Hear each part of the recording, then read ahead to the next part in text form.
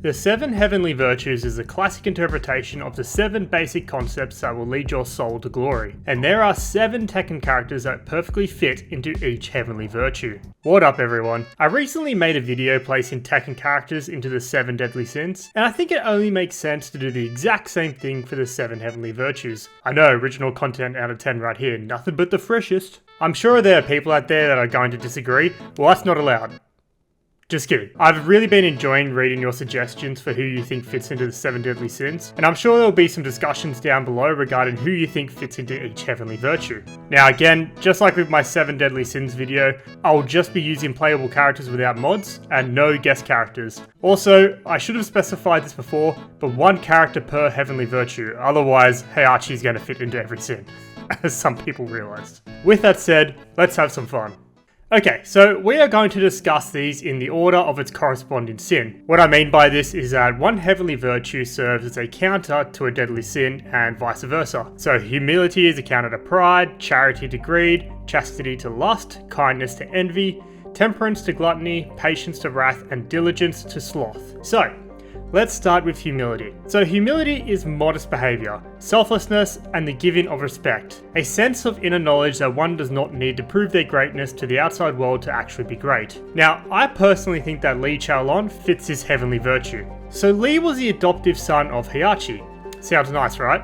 Well, truth to be told, Heihachi adopted him because he was impressed with his fighting skills and wanted him to be a rival to Kazuya. It's told that Heihachi never took much of an interest in Li other than martial arts training and an education in business. So I guess both are useful, but yeah, anyway.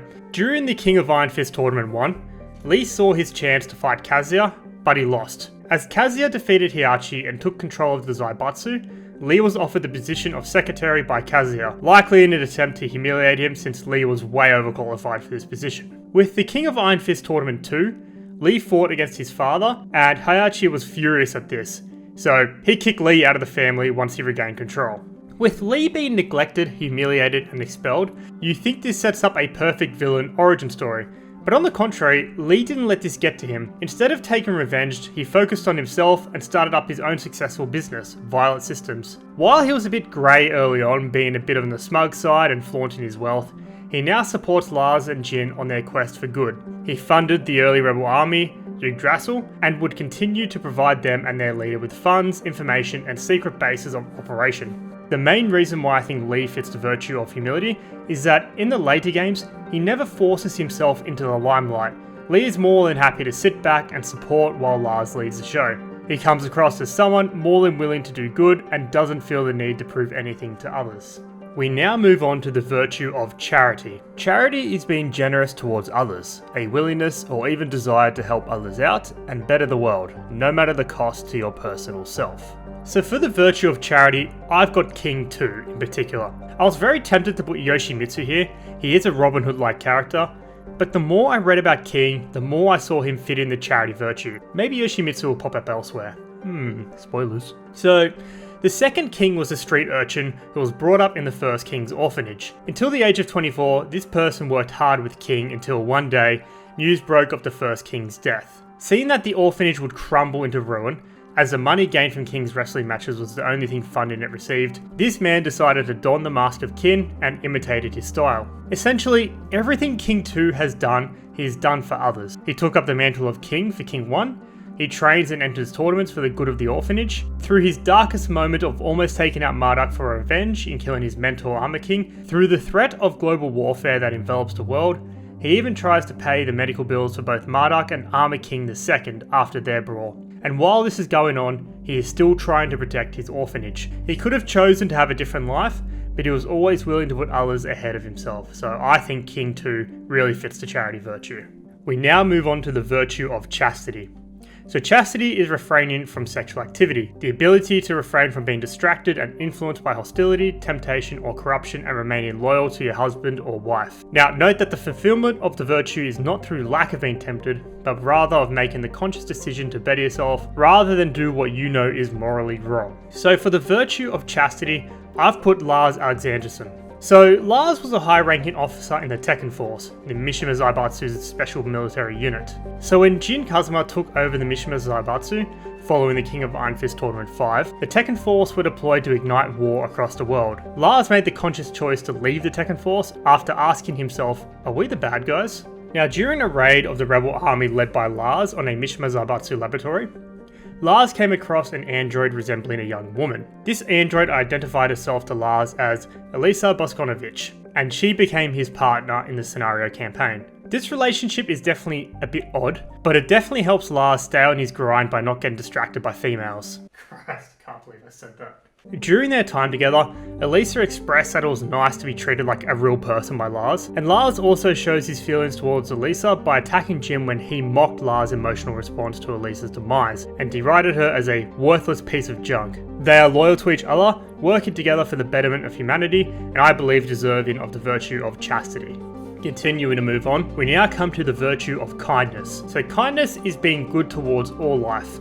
Whether times are good or tough, those holding this virtue to heart will endure in wishing the best for everyone. Now, I think it's going to be pretty hard to argue this, but I believe Jun Kazuma really fits this virtue. Jun is all about peace. She likes saving both people and animals. Jun was a wildlife surveillance officer for the conservation group WWWC and grew up surrounded by nature on the island of Yakushima. It was during her time in Tokyo, while working for the conservation group, that she heard of a man named Kazuya Mishima, who was involved in the smuggling of protected animals. Sensing a mysterious power surrounding Kazuya, Jun decided to enter the second King of Iron Fist tournament to put an end to the illegal smuggling and to free Kazuya from whatever power that was surrounding him. Jun could have very easily hated Kazuya for what he was doing to the animals, but not only did she want to protect the animals, she wanted to save Kazuya from the mysterious power enveloping him. Jun is the embodiment of kindness. She reminds Jin that Kazuma's power is to foster life and cleanse evil, which strengthens Jin's resolve to live and protect those he loved.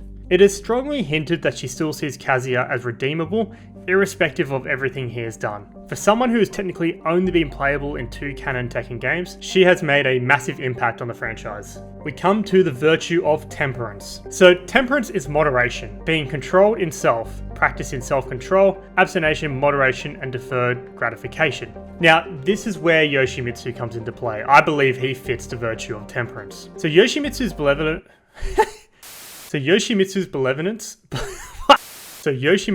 benevolence has remained